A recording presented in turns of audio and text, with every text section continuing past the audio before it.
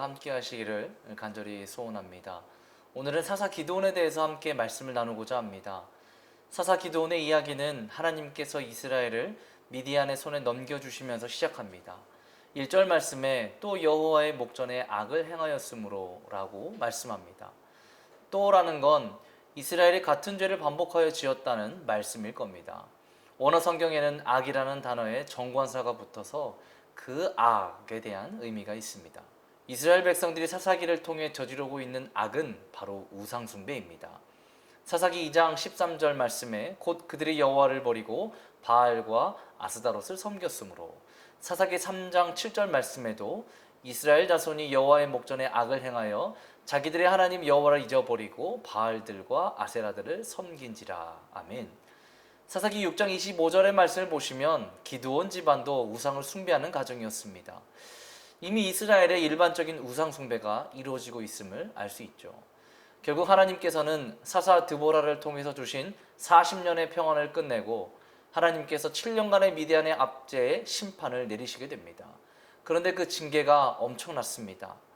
당시 미디안 사람들은 요단강 동편의 남쪽에 사는 유목민이었습니다. 6장 2절부터 6절까지의 내용을 요약해드리면, 이스라엘이 파종할 시기가 되면 미디안, 아말렉, 동방 사람들까지 합세해서 공격해 왔습니다. 여기서 동방 사람들은 아라비아 사막에서 살아가는 유목민을 가리킵니다. 그런데 그들이 얼마나 무시무시한지 4절 말씀에 보시면 이스라엘에 먹을 것을 전혀 남겨두지 않고 싹쓸이해 갔습니다. 2절 말씀에도 보시면 산에서 웅덩이와 굴과 산성을 자기들을 위하여 만들었으며 라고 기록하며 그들이 도망다니기 바빴음을 보여줍니다. 뿐만 아니라 양과 소나 나귀도 남기지 않았다고 성경은 말씀하죠.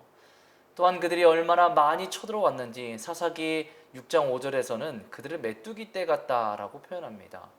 한편으로는 메뚜기처럼 먹을 것을 모두 쓸어가는 그들의 모습을 비유하기도 하죠. 이러한 상황 가운데 이스라엘은 엄청난 식량난에 처합니다. 6절 말씀에 궁핍하다는 것은 낮아지다, 약해지다 이런 의미가 있습니다. 또한 참혹한 생활을 하다라는 뜻도 있습니다. 영적인 의미로는 이스라엘의 영적인 궁핍함, 빈궁함을 나타내고 있습니다. 이스라엘이 하나님보다 바알과 아세라를 섬긴다고 하는 것은 육신적인 것을 찾고 육체적인 소욕을 채우고 있다는 말씀입니다.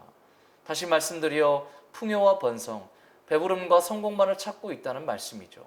그렇게 되면 영적인 것은 서서히 메말라 버리게 됩니다. 여러분의 신앙생활은 나의 힘과 능력, 유익을 위해서 하는 것이 아닙니다. 그럼 누구를 위해서 해야 합니까? 하나님 나라와 영광을 위해서 해야 합니다. 왜 그렇습니까? 하나님께서 우리를 죄 가운데서 구원해 주셨기 때문입니다. 이 이유 때문입니다. 신앙생활은 내 중심이 아니라 하나님 중심, 말씀 중심, 교회 중심으로 해야 될 줄 믿습니다. 이스라엘 백성을 보십시오. 좀 더 배를 불리려고, 잘 살아보려고 바알과 아세라를 섬기기로 하고 여호와 신앙을 버렸으나 오히려 하나님의 징계는 더욱더 강력했습니다. 하나님께서 이스라엘에게 이러한 강력한 징계를 주시는 이유가 무엇일까요? 바로 이스라엘 백성들을 향한 하나님의 마음이기 때문입니다. 다들 자녀나 손주를 키워보셔서 잘 아실 겁니다. 예를 들어 자녀가 잘못을 저질렀습니다. 부모님이 하지 말라고 하는데 했어요. 그럼 어떻게 하십니까? 혼내시겠죠. 그런데 그 잘못의 강도가 가벼운 게 있고 무거운 게 있을 겁니다. 그러면 그렇게 혼내시는 이유가 무엇입니까?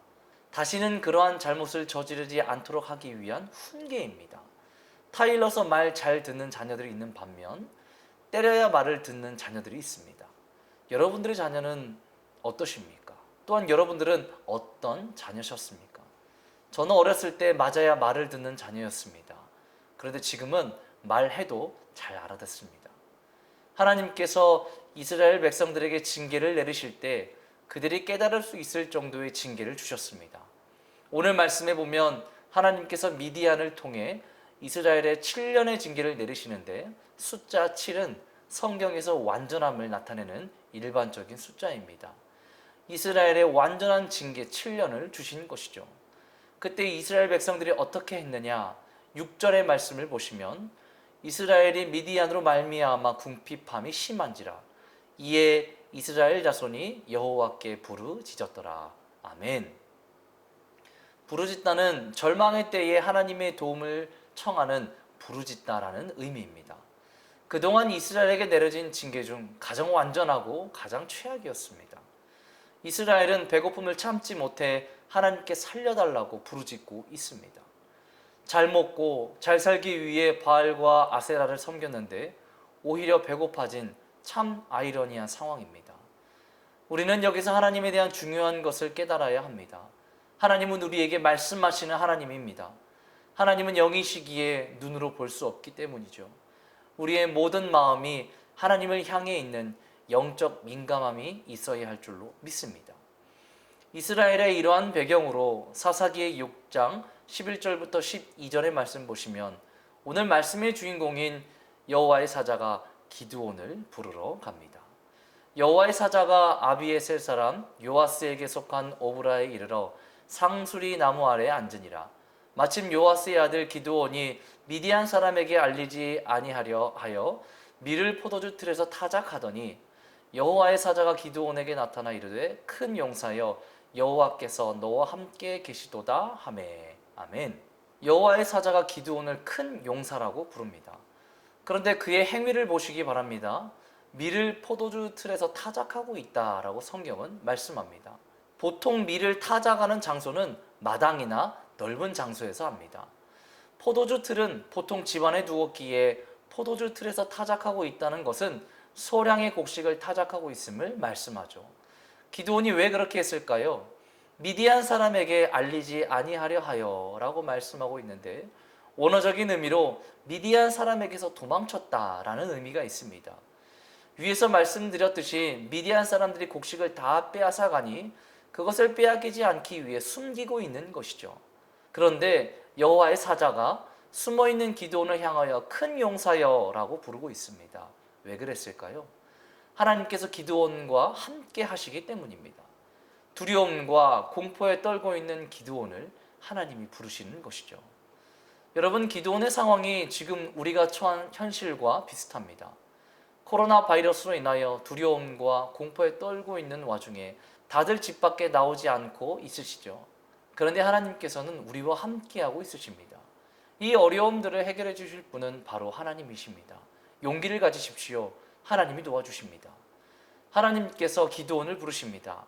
14절 말씀해 보시면 여호와께서 그를 향하여 이르시되 너는 가서 이 너의 힘으로 이스라엘을 미디안의 손에서 구원하라.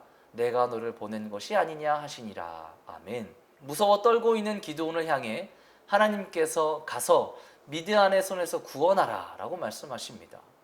기드온이 하나님의 음성을 듣고 믿음으로 나아갔을까요? 15절의 말씀을 보면 오 주여 내가 무엇으로 이스라엘을 구원하리이까?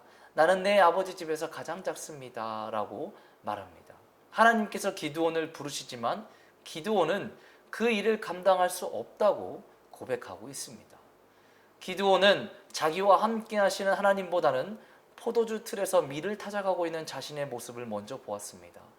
나 같은 사람이 이스라엘을 구원할 수 있을까? 이런 생각이 들었을 겁니다. 우리가 여기서 나누는 중요한 은혜 또 한 가지는 하나님께서 함께 해주실 때 하나님이 그 일을 행하시는 분이라는 사실입니다. 예레미야 33장 2절 말씀에 일을 행하시는 여호와, 그것을 만들며 성취하시는 여호와, 그의 이름을 여호와라 하시는 이가 이와 같이 이르시도다 라고 말씀하십니다. 하나님은 역사의 주관자이십니다. 그리고 하나님의 역사에 우리는 철저히 순종하며 나아가는 사람들인 것이죠. 두렵고 떨리는 기드온에게 하나님께서 이렇게 말씀하십니다. 12절 말씀에 너와 함께 계시도다. 16절 말씀에 내가 반드시 너와 함께 하리니. 아멘. 이 말씀이 저와 여러분에게 주시는 하나님의 말씀임을 기억하시기를 바랍니다. 뿐만 아니라 이 말씀을 아브라함에게도 모세에게도 여호수아에게도 말씀하셨습니다. 두려움과 어려움 중에 우리에게 이렇게 말씀해 주십니다. 사랑하는 성도 여러분, 나는 할 수 없지만 하나님께서 하십니다. 이것이 사사기의 사사들을 통해 역사하시는 하나님이심을 깨달으시기를 바랍니다. 하나님께서 함께 하시니 기드온에게 미디안 사람들을 치라고 말씀하십니다. 그런데 기드온이 17절 말씀에 만일 내가 주께 얻어싸우면 나와 말씀하신 이가 주 되시는 표징을 내게 보이소서라고 말하며 표징을 요구합니다. 표징은 징조, 표적으로도 해석되는 단어입니다. 지금 나와 함께 하시는 분이 진짜 하나님이신가 기드온은 사실을 확인하고 싶었습니다. 그럴 수밖에 없는 이유가 있습니다. 단순히 기드온의 믿음이 부족해서가 아닙니다. 아까도 말씀드렸던 25절의 말씀에 기드온의 집은 바알과 아세라를 섬기는 집안이었습니다. 하나님께서 기드온에게 아버지 집에 있는 바알의 제단을 헐고 아세라상을 찍어버리라고 말씀하셨습니다. 기드온의 집안이 당시 팽배해 있던 우상을 섬겼기 때문이죠. 여기서 우상이라는 단어는 무익한, 헛된, 아무것도 없는 의미를 가지고 있습니다. 자, 다시 말씀드려서 우상을 섬긴다는 것은 무익하고도 헛된 것이라는 원어적인 의미를 가지고 있습니다. 목상을 만들어 생김새를 가지고 있지만 아무런 능력도 아무런 힘도 없는 것이 바로 우상입니다. 그곳 사람들은 우상을 신이라고 섬겼지만 아무런 체험도 하지 못했던 것이죠.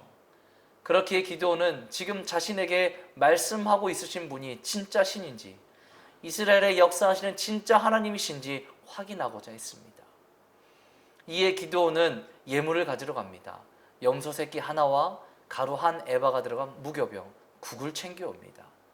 20절 말씀에 하나님의 사자가 바위에 염소고기, 무교병을 넣고 국을 부으라고 말씀합니다. 그대로 했더니 하나님의 사자가 바위 위에 있는 모든 것을 불살라 버렸습니다. 그제서야 기드온이 살아계신 하나님의 사자인 줄 알고 자신은 죽었다라고 생각했습니다. 하나님을 직접 보았다고 생각했기 때문이죠. 그때 23절 말씀에 하나님께서 이렇게 말씀하십니다. 너는 안심하라, 두려워하지 말라, 죽지 아니하니라. 아멘. 다시 말해 기드온이여 샬롬이라고 말씀해 주십니다. 기드온은 이스라엘의 살아계신 하나님을 체험하게 되었고 거기에서 제단을 쌓고 여호와 샬롬이라고 이름을 붙였습니다. 이전까지 두렵고 떨렸던 마음이 살아계신 하나님을 만나고 난 후 그는 하나님으로 충만해졌습니다. 사랑하는 성도 여러분, 두려우십니까? 무서우십니까? 우리와 함께 하시는 하나님으로 인해 평화와 평강을 누리시기를 바랍니다. 코로나 바이러스로 인해 우리의 삶이 움츠러들고 여러 가지 어려움들이 있지만 전염병을 물러가게 하시는 분은 하나님이신 줄 믿으시기 바랍니다. 성도님들의 남은 한 주간의 삶이 두려움과 어려움 때에도 함께 해주시는 하나님의 평강을 붙들며 믿음으로 승리하시기를 주님의 이름으로 축원합니다. 기도하겠습니다. 오늘도 살아계셔서 우리와 함께 하시는 아버지 하나님 감사합니다. 코로나 바이러스로 인해 두려움과 또한 공포 가운데 영상 예배로 드리고 있습니다. 하나님, 우리와 함께 하시는 하나님을 붙들며 이 어려움들이 하나님께서 물리쳐 주시도록 믿음으로 나아가게 하여 주시옵소서. 특별히 이 온 나라와 세계를 하나님께서 보살펴 주시고 전염병을 떠나가게 하시는 분은 하나님이신 줄 믿사오니 온 성도들이 기도하며 이 전염병이 떠나가도록 중보하며 나아갈 수 있도록 인도하여 주시옵소서. 매일마다 믿음의 삶을 살아가길 소원하며 하나님의 나라와 그 영광을 위해 나아가는 귀한 하깃교회 성도들이 될 수 있도록 함께하여 주시옵소서. 늘 예배 자리를 사모하며 예배 회복을 꿈꾸는 이들이 있습니다. 하나님이여 속히 모여서 예배드리게 하여 주시고 또한 이 예배의 감격과 생명력을 느낄 수 있는 소중함을 다시 한번 깨달을 수 있도록 주여 함께하여 주시옵소서. 남은 한 주간의 삶도 하나님으로 인해 붙잡힌 바 되어 믿음으로 승리하는 삶이 될 수 있도록 주여 역사하여 주시옵소서. 예수님의 이름으로 기도합니다. 아멘.